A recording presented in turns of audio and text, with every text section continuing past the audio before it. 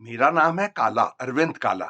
मुझे एक ख़्याल आया है, मेरा ख़्याल ये है, अगर दुनिया में सब सियासी लीडरों को आप देखें, नेताओं को, तो मेरी समझ से हिंदुस्तानी के जो जो सियासी लीडर हैं, इनके बदन सबसे ख़राब होते होंगे। नितिन गडकरी साहब ले लीजिए या मोदी साहब भी ले लीजिए, अमित शाह, केजरीवाल, लालू यादव, अखिलेश यादव या ये सब, इन सब लोगों के बदन बड़े फूले रहते हैं। और अगर आपको ये उसकी वजह ये है, ये सब्ज़ी-खोरी है हिंदुस्तान में। गोश्त नहीं खाते ना, और गोश्त के बिना आपका बदन फूल जाएगा। ख़ासकर अगर आप किसी आरएसएस परेड में जाएँ, तो उनके आप बदन देखिए, सारे फूले रहते, गाल भी फूला हो, जबड़ों में जबड़ा भी लटका हुआ है, यहाँ पे भी, वहाँ कुछ भी नहीं। और यहाँ पे भी वो जो ब्रेस्ट जिनको कहते हैं, जब वो सब्ज़ी-खोर जब उम्र में ज़्यादा हो जाता है, 45, 50 वगैरह-वगैरह, और वो खूब दाल और इस किस्म की सब्ज़ी-वब्ज़ी, ये फालतू की चीज़ें खाता है, तली-वली चीज़ें, तो उसके वो ब्रेस्ट भी बढ़ जाते। तो आरएसएस के लोग बहुत ही अनफिट रहते हैं। मेरे ख़्याल से वो खाना भी गलत खाते हैं, सब्ज़ी, बालूशाही, इस किस्म के पकौड़े, इस किस्म के, क्योंकि दारू-वारू पीते नहीं, गोश्त वो खाते नहीं, तो नशा-वशा करता नहीं है, तो उनका एक ही वो खाने का ये रह जाता है, ये सब्ज़ी-खोरी करने का। ये जो पकवान बनते हैं, और वो जो आपको कमज़ोर कर देते हैं। देखिए, आपको गोश्त की ज़रूरत है। अच्छा, पहली बात तो मैं आपसे ये कहना चाहूँगा जनाब, कि हिंदुस्तान एक ही मुल्क है पूरे दुनिया में जहाँ ये सब्ज़ी-खोरी होती है, शाकाहारी जिसको कहते हैं, वेजिटेरियन है। बाकी कहीं नहीं, जापानी, चीनी, हबशी, अमेरिकन, रशिया के लोग, ये सारे के सारे को सब लोग गोश्त खाते हैं। और ये यहाँ पे यहाँ और एक सबसे ये मज़ाक वाली बात ये है कि कभी-कभी यहाँ सर्वेज़ होते हैं कि भई कितने लोग गोश्त खाते हैं, और यहाँ पे नॉन वेजिटेरियन होता हूँ कितना, 60 और 70। यहाँ पे नॉन वेजिटेरियन का मतलब होता है, गोश्तखोर का उसका मतलब होता है, जो शाम वो महीने में 1 दिन वो खा ले, एक कबाब खा ले, या कहीं तंदूरी चिकन खा ले, या सुशी। अरे लेकिन बाकी 29 दिन तो सब्ज़ी-खोरी कर रहा है ना।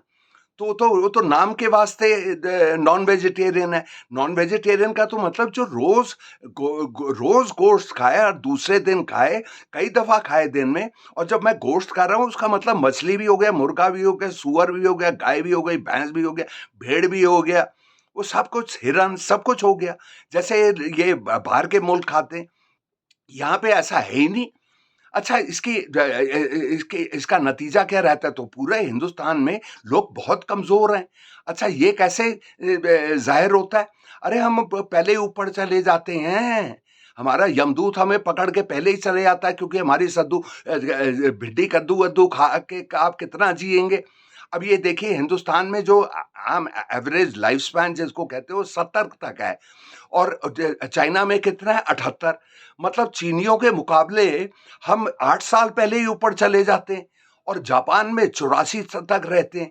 और अगर आप यहाँ पे जो मैं आप ये कह रहा हूँ कि गोश्त और मछली वगैरह-वगैरह बहुत मुफ़ीद होता है आपकी सेहत के लिए, एक सीधा-साधा एक वो मैं आपको सबूत पेश कर देता हूँ। हिंदुस्तान में सबसे लंबे रहने वाले लोग हैं केरल के। केरल का अगर आप नक्शे में वो देखें रियासत, तो एक छोटी-सी पट्टी है। अच्छा, केरल में करीब 46% मुसलमान और ईसाई हैं, जिनके दिल में कोई झिझक रहती ही नहीं, जो हिंदू के उसमें रहती है, कि भाई बकरी को मार के खाना एक बेरहमी बात है, एक क्रूअल बात है, क्रूर बात है, तो उनके उसमें है नहीं। तो वहाँ सबसे ज़्यादा लोग रहते हैं। वो आदमी जो होता है केरल का, वो 73 साल तक का रहता है, और ये जो औरत रहती है वो 79। और ये मैं नहीं कह रहा, ये मेरी कहानी नहीं है, हमारा सेंसस बोलता है। ये उनका, और कश्मीर में भी, जहाँ 70% लोग मुसलमान हैं, जिनमें झिझक नहीं होती, जहाँ गोश्तखोरी ज़्यादा होती है, वहाँ पे भी लंबी उम्र रहती है। और सबसे पहले ऊपर जाने वाले हमारे सब्ज़ी-खोर रियासतें हैं, राजस्थान और मध्य प्रदेश, जहाँ 66-67 इसके में ऊपर ऊपर चले जाते हैं, क्योंकि आपके वो बदन में वो ताकत आती ही नहीं, जो गोश्त आपके ताकत लाती है। अब ये देखिए, अब इसका ये देखिए, अब अब हम लोगों की कमज़ोर बदन, ये कैसे हमारी कारगुज़ारी देखिए आप। अब ओलंपिक में ये पिछला हुआ 3 साल पहले टोक्यो में, और हमारे कितने, 1 गोल्ड मेडल आया। चीनियों का कितना है? 38। हमारे सारे मिलाकर 7 तमगे लगे, उनके 99। अरे चीन चीन को छोड़िए, हिंदुस्तान को छोड़िए, आप एक छोटे से टापू मुल्क को देखिए, ये न्यूजीलैंड, जो कुछ जजीरे हैं उधर, आइलैंड्स हैं, उनकी तादाद वो दिल्ली की तादाद से एक चौथाई है। वहां बस 5 मिलियन लोग हैं, दिल्ली में 20 मिलियन है, और हिंदुस्तान में तो 1400 मिलियन है। और आप ये सोचिए, हम लोगों का एक गोल्ड मेडल आया, उनके 7 आए। हम लोगों के सारे मिला के 7 मेडल आए, उनके 20 आए। तो वो सब, ये सारे के सारे मुल्क खूब खाते हैं गोश्त, और इसलिए उनकी वो ताकत ज्यादा रहती है, लंबा रहते हैं, ये रहते हैं, मजबूत रहते हैं। और यहाँ पे लोग ऊपर चले जाते हैं, और बाकी तो हमारा कोई वो जगह ही नहीं। अच्छा, इस सिलसिले में एक चीज़ है जो हम समझते नहीं। पहली बात तो ये, मैं बिल्कुल मंजूर है मुझे कि हमें हिंदुओं के, मैं भी हिंदू हूँ, मैं ब्राह्मण हूँ, मैं खुद उस किस्म की फैमिली से आता हूँ। जब मेरी माँ की शादी हुई, तो उन्होंने वो गोश्त खाना छोड़ दिया। उन्होंने कहा, भाई किसी और जानवर के बच्चे को कैसे मैं खाऊंगी जब मेरे खुद बच्चे होंगे। तो ये जो हम लोगों की रूह में बसा हुआ है, देखिए मैं तो रोज गोश्त खाता हूँ वगैरह वगैरह, इसके लिए, सेहत के लिए, और अच्छा भी लगता है। अरे मटन वटन बहुत मजा आता है बकरे का गोश्त खाने में। तो लेकिन यहाँ पे एक चीज हम भूल जाते हैं। हम सोचते हैं कि हिंदुस्तान में हर वक्त लोग सब्जी खोर ही रहे हैं। लेकिन ये सब्जी खोरी, और जो हिंदू धर्म है हमारा, ये तो 3000 साल पहले है। लेकिन हिंदुस्तान में लोग 65,000 साल से बसे हुए हैं, 65,000 साल से। और ये जो हमें खाना वाना नसीब होता है, ये जो खेती उसका, और दूध जो मिल जाता है हमारी गाय और भैंस का, ये तो 10,000 साल पहले ही शुरू हुई खेती कार्य हिंदुस्तान में ही नहीं, उससे पहले भी। लेकिन जैसे मैंने कहा, 65,000 साल से तो हिंदुस्तान में लोग रहे हैं। तो कैसे खाते थे? वो भी जानवरों को वो उसको फंसा के, उनकी पीछा वीछा कर उसको पका के खाते थे, क्योंकि आग लोगों को 5 लाख साल पहले मिल गई, तो पकाकर हम खाते थे। हिंदुस्तानी हमारे भी पूर्वज पूर्वज जिसको कहते पुरखे, जो हमारे हैं, दादे के दादे का दादे का दादा, आप ही वापस चले जाइए। तो इस तरह से रहता था हिंदुस्तान में। बल्कि हिंदू धर्म तो करीब 3000 साल पहले हिंदुस्तान में, वो पहले पाकिस्तान और इसमें इंडस वैली सिविलाइजेशन था 10,000 साल पहले। तो वहां पे इतना सबूत है कि वो हर किस्म का पशु खाते थे, कोई ऐसा था ही नहीं जो नहीं खाते थे। तो हमारे जो पूर्वज हैं, पुरखे हैं, वो ये हैं। अच्छा, हिंदू धर्म ये शुरू हुई है हमारे सब्जी खोरी, शाकाहारी पना वगैरह, वो तो जो भी है, लेकिन कमजोर हम पड़ गए हैं। उसमें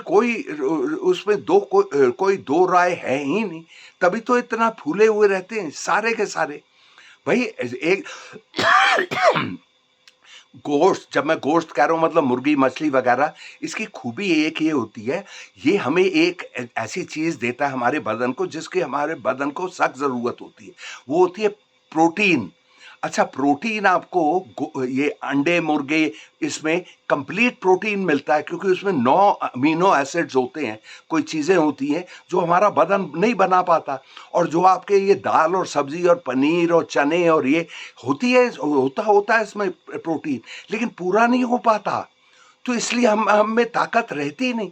ताकत नहीं रहती तो ऊपर हम चले जाते हैं। और आपको वो बकरे में, मुर्गे में, सुअर में, इसमें कंप्लीट प्रोटीन मिलता है। तभी तो जो ये जो गोरे हैं या हबशी हैं या चाइनीज हैं या जापान के हैं, ये बड़े मजबूत होते हैं। और हम लोगों की वो के बदन सब फूले हो रहते हैं, क्योंकि बर्फी वर्फी खा लेते हैं, ये खा लेते हैं, पकौड़े वकौड़े खा लेते हैं, कुछ कुछ हमारे बदन में ताकत ही नहीं। सबसे कमजोर लोग हैं हम। और हम कुछ भी कहते रहे, जैसे कि हमारे वीर बहादुर और ये और वो और ये, जैसे वो चीनी है जो हमारे वो मुकाबला कर रहे हैं सरहद में, वो जैसे पुट मटकाते हुए कोई आ रहे हैं, हिजड़े हैं। और यहाँ पे देखिए, गोश्त के सिलसिले में हिंदुस्तानी एक वो है, जो आकलन होते हैं, एस्टिमेट्स बनाते हैं डेटा वाले लोग। हमारे एक हिंदुस्तानी 5.5 किलो खाता है गोश्त एक साल में। और ये गोरा जो होता है, यूरोपियन या अमेरिकन वगैरह, ये 100 किलो खाता है। 100 किलो वहां पे वो। चाइना के भी 52 किलो खाता है एक आदमी, सूअर और ये और मछली और मुर्गा और सब कुछ, गाय भैंस सब कुछ। लेकिन हिंदुस्तानी को मिलता नहीं है, या शाकाहारी हैं हम, सब्जी-खोरी करते हैं, तो हमारे बदन में ताकत आती नहीं है, सबसे कमज़ोर हैं। आप देखिए, किसी को भी देखिए, सबके जबड़े सूखे हुए हैं, ये सब फूले हुए, तोंद निकली होती है, मांसपेशियाँ नहीं हैं, ताकत नहीं है, बस वो तोंद है, यहाँ पे ये लटका हुआ है, यहाँ पे ये लटका हुआ है, वो पी ये लट सब बहुत बुरे हाल हैं हिंदुस्तान के। और तभी तो ये ऐसे बुरे हाल हैं, तो यही मैं कहना चाहता था। तो आप सबको भेजिए जनाब, अब मैं रुखसत होता हूँ। आप वो रसूखदार आदमी, मोची, कबाड़ी वाला, धोबी, सब लोगों को आप जानते हैं, आपके रिश्तेदार हैं, दोस्त हैं, सबको आप भेजिए। और मेरे चैनल को अगर आप सब्सक्राइब करेंगे तो ज़िंदगी भर मैं आपकी गुलामी करूँगा। तो रुखसत होता हूँ मैं, खुदा हाफ़िज़।